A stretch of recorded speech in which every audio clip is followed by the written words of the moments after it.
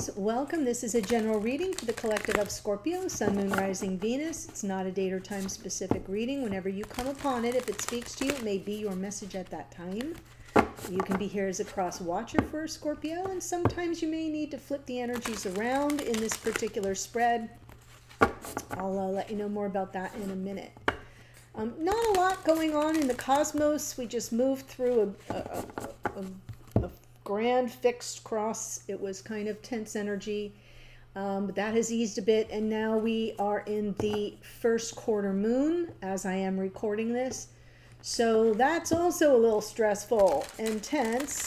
So if you're feeling a sense of pressure, that could be attributed to the first quarter moon. I liken it to the fact that with the new moon we set intentions, and then the first quarter moon comes, right? And it's like this square angle. This first quarter moon comes and it says, have you done anything about that? You set the intentions, that's nice. What have you set into motion? So that sense of, oh, I better get something in gear is sort of how I experience that first quarter moon. Just FYI. And also, for those of you who haven't heard or are just new for the first time, private readings are available again. There's a link in the description box below. You'll have to scroll just a little bit, and it'll take you to the booking page. And there's a lot of very thorough information there in a video, so check it out. New spots open daily, week daily. All right, I'm pulling from angels and ancestors. Grab a card to activate the reading. You get Air Guardian, shift your perception. So you've got the Air Guardian asking you to look at things differently. Shift your perception. Guarding your perception, your view, as it would be. Okay, so I'm going to do the split soulmate spread. Say that 3 times fast. Let me go ahead and pull the cards, and I'll give you my impressions, and then we'll jump in and clarify for the details.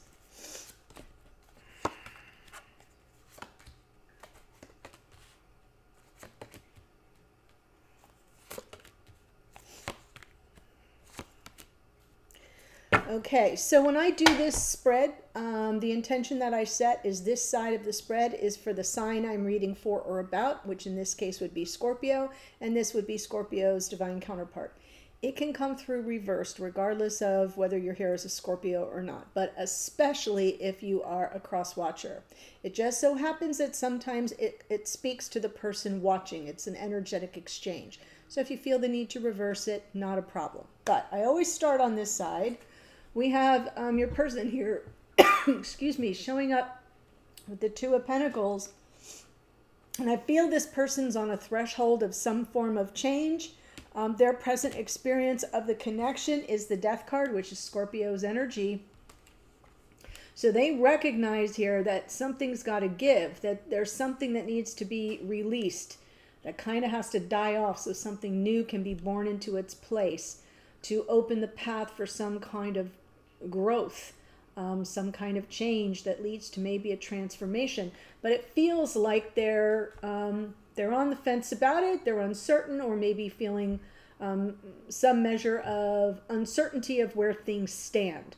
So that 2 of Pentacles, 2s are always cards of choice, but in this case, they're like hedging their bets before they make this change.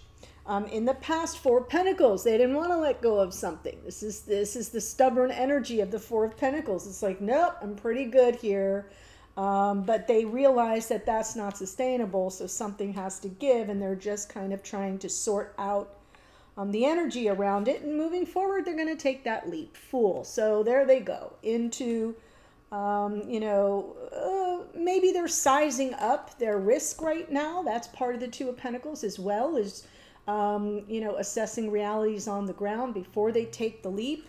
So that could be, this could be representing, I'm seeing progress is what I want to say. I'm seeing this sort of rigid, holding their ground kind of energy, not giving an inch, to now they're in this more, this energetic phase of open to change, but sort of sizing it up. And then they finally just go for broke. You're coming in here with the Six of Swords. So peace of mind is important to you. Getting beyond something either, dramatic or turbulent is important to you. And your present experience of this connection is about the Three of Pentacles. And the Three of Pentacles comes through to me as a card of cooperation, like even co-creation. We're in this together. You, me, and spirit. That's the Trinity here. We're building a foundation. So, and if anything, if it's going to become anything, it has to start with friendship and cooperation, right? Being on the same page at the same time. So I feel like that's your present experience. In the past, lots of confusion, but of course, not surprised. Seven of Cups with that Four of Pentacles feels like this person wasn't revealing their hand very much. They weren't giving you much to work with. Maybe some mixed messages, maybe some emotional overwhelm, lots of options to process. And now you're just moving beyond that, or you'd like to move beyond that with this person's cooperation. And then we have our King of Pentacles here. So the King of Pentacles, and it feels like that's very, you're headed in the direction of this person being more, showing up for you more here in 3D. Being an available partner in the sense of, yeah, we're in this together. So I love the Three of Pentacles with the King of Pentacles. It feels like you've got a clear vision of what it is that you would like to see evolve. Okay? So let's see the Two of Pentacles first.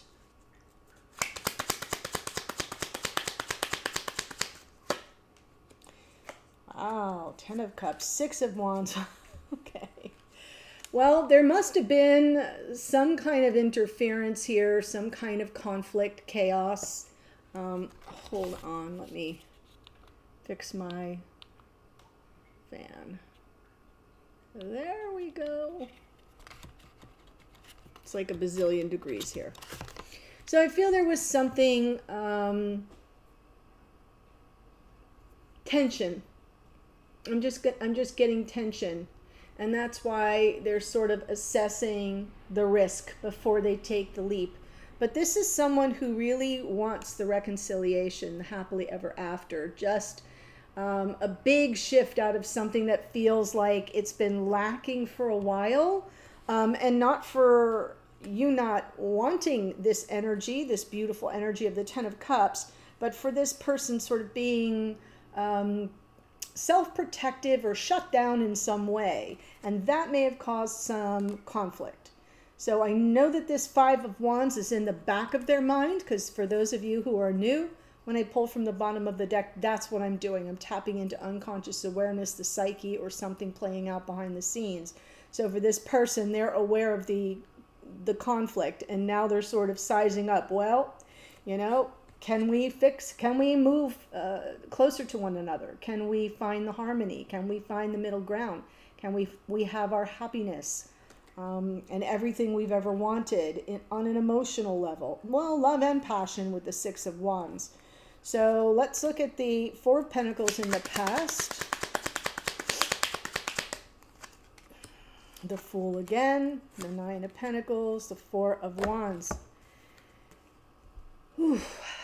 Well, they wanted this new beginning with you. They wanted to kind of leap into this powerful connection. Nine of Pentacles is the single person of the tarot. I think it represents your energy over here. It's usually, when she shows up, it is about her independence and autonomy, and she's very well regarded and admired for her confidence.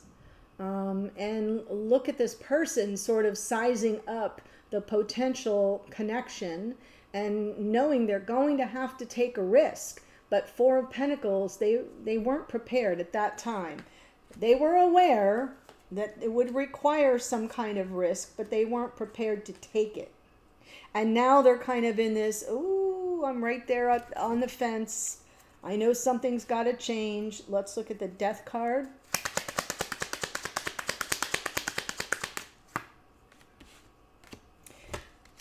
Yes, if you're going to move forward, now they're kind of mirroring your energy because this is present as well. Chariot and Six of Swords. If you're going to have the victory and you're going to move forward and make progress and get that peace of mind that you are absolutely showing up in the energy of something's got to give, something has to change and be left behind. And I see the Three of Cups underneath here as another card of reconciliation, right? Kind of getting together in a way that feels celebratory and joyful and less stressful and tense and conflicted. So I definitely feel like this person knows that the onus is on them to make this change, for them to be able to release something that's been holding them back. The Death card and the Four of Pentacles both feel like an energy of something that isn't being released, maybe due to it represents a very big change for this person. It's almost like going all in at the poker table, right? It's that kind of a big risk and gamble. So now we see the Fool.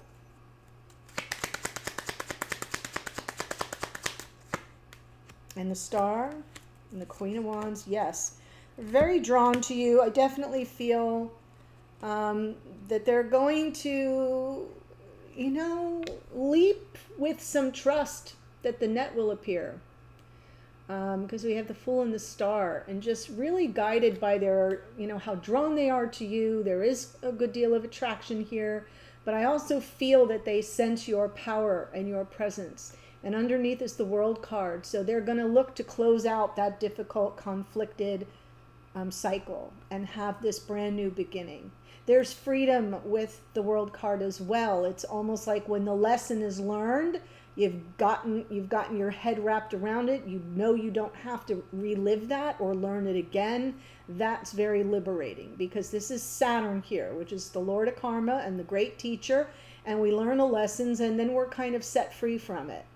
We get an atta-girl or atta-boy out of it. So I do feel like this person knows that once they make this leap, it'll be a different life. It'll be a different energy. And they're open to it. They're getting there. They're getting there. All right. So I think it's interesting, because the risk that this person is taking, like my energy, I just kind of saw the poker table and all the chips going into the center, you know, and I'm not saying that you're a risk. I'm saying the profound nature of this connection is weighing on this person, and they know that they have to go all in, right? And therefore they have to leave their self-protective part behind. They have to leave, you know, their uncertainty behind. They have to leave their fear of risk behind. They know that this is an all or nothing situation. That's what I mean. You're not the risk. The situation is the risk. Okay, Six of Swords. Two of Cups. Nine of Cups. Wish fulfillment. King of Wands. Yeah, you're just kind of here saying, you know, let's do this. You know you want to. Right? Now we have the King and Queen of Wands. Right? The King of Wands in your unconscious awareness, you're like, let's just do this. Let's just have this beautiful experience together. You know you want to. The King of Wands, I see it. I want it. I claim it. It's mine. So you're wanting this person to rise up into their inner King of Wands and make it happen. That's beautiful. Seven of Cups. King of Cups, Knight of Swords, Ten of Wands. Yeah, I don't feel this person gave you much to work with in terms of emotional expression. Though I feel you tried to get clarity, it was just not happening. The Seven of Cups, especially because you were dealing with someone in Four of Cups mode. And, you know, when you look at this particular deck, he's got all those pentacles right there. In most decks, it's just the center pentacle is covering the heart chakra. In this deck, it's like everything's covering the heart chakra, and almost like saying no entry, right? So I feel like this person was very guarded and not very forthcoming with their feelings. So lots of maybe mixed messages, confusion, lack of clarity, especially with regard to their emotional investment, their emotional availability. And it just got too heavy. I feel it was a very stressful, difficult, challenging situation. And this could have been like last week, or it could have been years ago. It depends on your storyline. It feels a little more current, quite frankly. I'm just feeling it a little bit more current because I see the shift here from the Fool of the past to the Fool of the future happening a little quicker. Let's see, but again, it's a general reading, not a private reading. So take it as it speaks to you. 3 of Pentacles.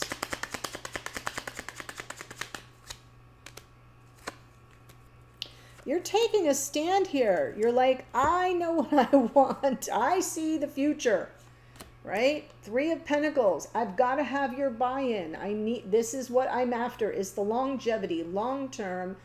And that's why it's such a big risk. It's the all chips into the middle of the table moment for both of you, right? Like I said, all or nothing. And you're asking for this person in this present experience of the connection. You're like, you're either in or you're out. And underneath is Judgment, which is yet another reconciliation card. So we have reconciliation in the 6 of Wands. We have reconciliation in the 3 of Cups. We have reconciliation, reunion, forgiveness, second chances in the Judgment card, because that's Pluto right there. And it feels to me like it's like we can do this, but you have to. With the Judgment card, it's like you have to answer the call. The Archangel is calling the sinners up out of their graves to give them another chance at life, at love, at happiness. But they have to answer the call, or they just stay dead. You get it? So I'm feeling like your message here is, I'm open. I want to work through this with you. I want us to be on the same side of the volleyball net and play this game all the way through to, to our abundance, to everything any couple works so hard to achieve in life. And with that Judgment card underneath, it's like you saying, but you have to answer the call. In your unconscious awareness, you're open to second chances and forgiveness here. And you are open to answering the call of this powerful connection, but they have to meet you there as well. 3 of Pentacles. So let's look at the King of Pentacles going forward.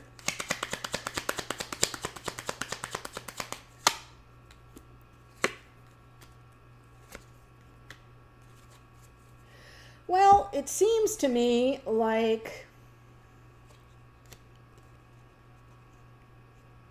you're needing to clear up the detachment, the confusion of the 7 of Cups, right? That overwhelm, emotional overwhelm, confusion, mixed messages with that 5 of Pentacles, meaning feeling shut out, feeling sort of devalued on some level. You're looking for that person to kind of come in, show up for you so that these energies cease to exist. Underneath is the 8 of Pentacles. So in unconscious awareness, you'll be like, we have a lot to work through because this is where we left things. We have a lot to work through. And I need to feel valued by my King of Pentacles. And I need to get straight answers from my King of Pentacles. I have to know where I stand. I have to know how this person feels. And it's going to take some work, but I'm open to focusing on it, working it through. That 8 of Pentacles is the details, focusing on the details. So I do feel there's a little bit of cleanup on aisle 5 in the future waiting for you. But you're open to it and you're aware it's going to take a little bit of effort, but you're on board for that.